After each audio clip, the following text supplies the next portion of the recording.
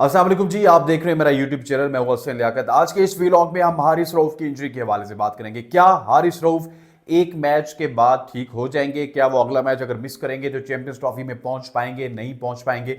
इस हवाले से मेरे पास एक बहुत ही एक्सक्लूसिव खबर है, वो मैं आपको बताऊंगा। और उसके अलावा कल 12 तारीख है, कल आखिरी डेडलाइन है पाकिस्तान क्रिकेट बोर्ड के पास कि वो अपने स्क्वाड में तब्दीली कर सकता है और किस प्लेयर को वापस लाया जा सकता है। क्या सुफियान मुकीम टीम में वापस आ रहे हैं, जिनके हवाले से बड़ी पक्की खबरें आ रही हैं कि वो वापस आ रहे हैं? आमिर जमाल का क्या होगा? और इनके साथ साथ क्या ये आएंगे तो ये फ़हीम अशरफ को और खुशदिल शाह को रिप्लेस करेंगे या फिर कोई और कुर्बानी का बकरा बनेगा? इस हवाले से बात करेंगे। सबसे पहले हारिस रऊफ वाले इशू पे बात कर लेते हैं। आप देखिए, हारिस रऊफ को मसल स्ट्रेन हुआ।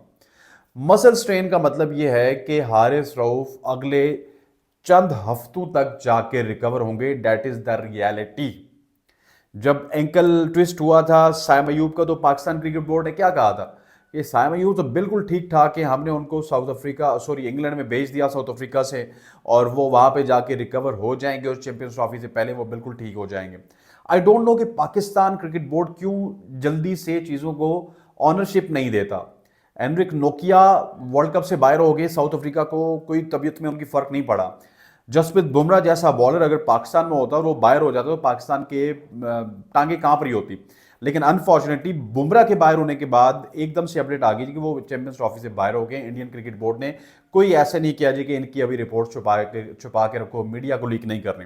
और कुछ ऐसा ही सीन यहाँ पे हारिस रऊफ के साथ हो रहा है। अब मैं आपको बताऊं कि मसल स्ट्रेन जिस भी शख्स को होता है, उसको एक तो आइस चाहिए होती है, उसके बाद उसको रेस्ट चाहिए होती है, आइसिंग करनी होती है, रेस्ट करनी होती है, और कंप्लीटली जो ट्रीटमेंट है उसको कंप्लीट करना होता है। ये तो मसल स्ट्रेन जिसको हो जाए उसका मैं आपको बता रहा हूँ। अच्छा, मसल स्ट्रेन किस किस्म का होता है? अगर मसल स्ट्रेन बिल्कुल नॉमिनल सा भी हो ना, तो ये हफ्ता डेढ़ ले लेता है। अगर इसमें कंडीशन स्वीयर हों तो ये 2 से 3 हफ्ते लेते हैं, और अगर कंडीशन उससे भी स्वीयर हो जाए तो ये 1 महीना, 1.5 महीना या 2 महीने भी ले सकता है। ठीक है, मतलब कि महीनों तक जा सकता है। मसल स्ट्रेन इतना डेंजरस होता है। आपके पट्टू में जो पट्टे होते हैं उनमें खिंचाव आ जाता है, और पट्टू की खिंचाव की बीमारी अगर किसी को भी है तो वो ये समझ सकता है कि मैं ये बात कैसे कर रहा हूँ।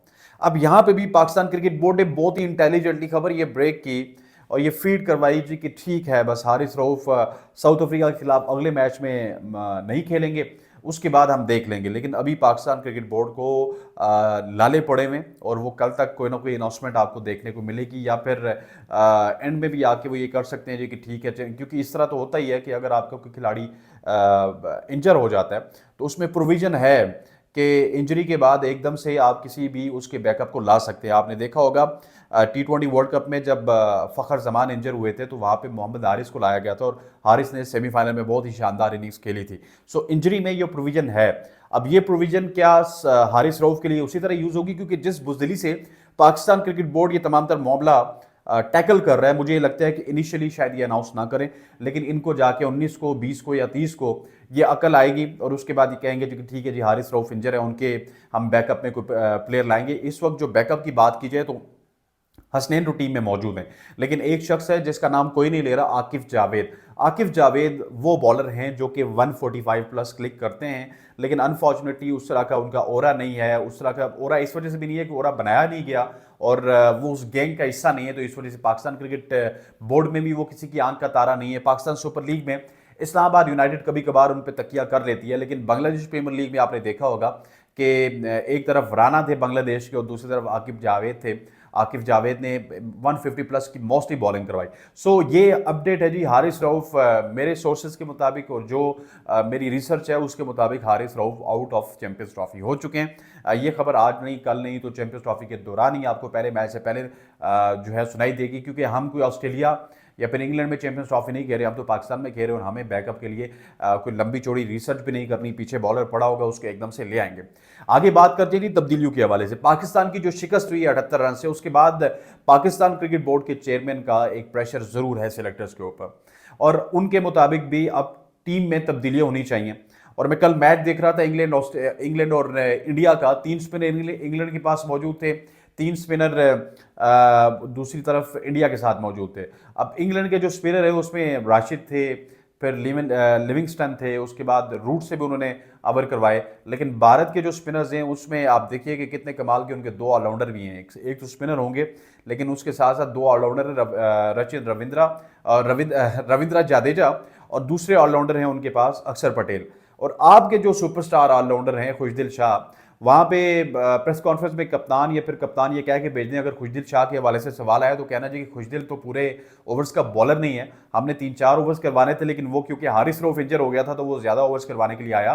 जिस बंदे ने पिछले 2 साल में आपकी जानिब से कोई ओडीआई क्रिकेट नहीं खेली, वो आपकी ओडीआई क्रिकेट में ओवर भी करवाएगा और उसके साथ साथ मैच भी फिनिश करेगा। और मैच जो उन्होंने फिनिश किया, एक तो उस बेचारे रचिन रविंद्रा का उन्होंने मुंह तोड़ दिया, और उसके बाद जो अपनी उनकी हालत थी वो आपके सामने थी। सो ये खुशदिल शाह और फ़हीम अशरफ ये टीम में मौजूद रहेंगे या नहीं, ये एक सवालिया निशान है। लेकिन अपडेट्स ये हैं कि सुफियान मुकीम, उनके हवाले से बड़ा सीरियसली सोचा जा रहा है कि सुफियान मुकीम को किसी तरह से इंडक्ट किया जाए, और उसके साथ साथ आमिर जमाल के हवाले से भी सोचा जा रहा है। लेकिन क्योंकि फ़हीम अशरफ की पर्ची काफ़ी ज़्यादा तगड़ी है, सो आमिर जमाल के हवाले से उस तरह से सीरियसनेस का मुजाहरा नहीं हो रहा, लेकिन सुफियान मुकीम आ सकते हैं। अब सुफियान मुकीम किसकी जगह आएंगे, मैं आपको बता देता हूँ। अभी सुफियान मुकीम की जगह फ़हीम अशरफ को नहीं निकाला जाएगा, सुफियान मुकीम की जगह खुशदिल शाह को नहीं निकाला जाएगा। फ़हीम अशरफ हैं गवर्नमेंट की पर्ची, खुशदिल शाह हैं कप्तान की पर्ची। सो निकाला किसको जाएगा? बहुत सारे लोग कह रहे हैं तैयब ताहिर से उनको रिप्लेस किया जाएगा। एक बहुत बड़ी हमाकत होगी अगर आप तैयब ताहिर से सुफियान मुकीम को रिप्लेस करें। स्पिनर की जगह तो स्पिनर आना चाहिए, या किसी बॉलर की जगह बॉलर आना चाहिए, लेकिन लीस्ट ऑप्शन आपके पास पीछे बचता है उस्मान खान का।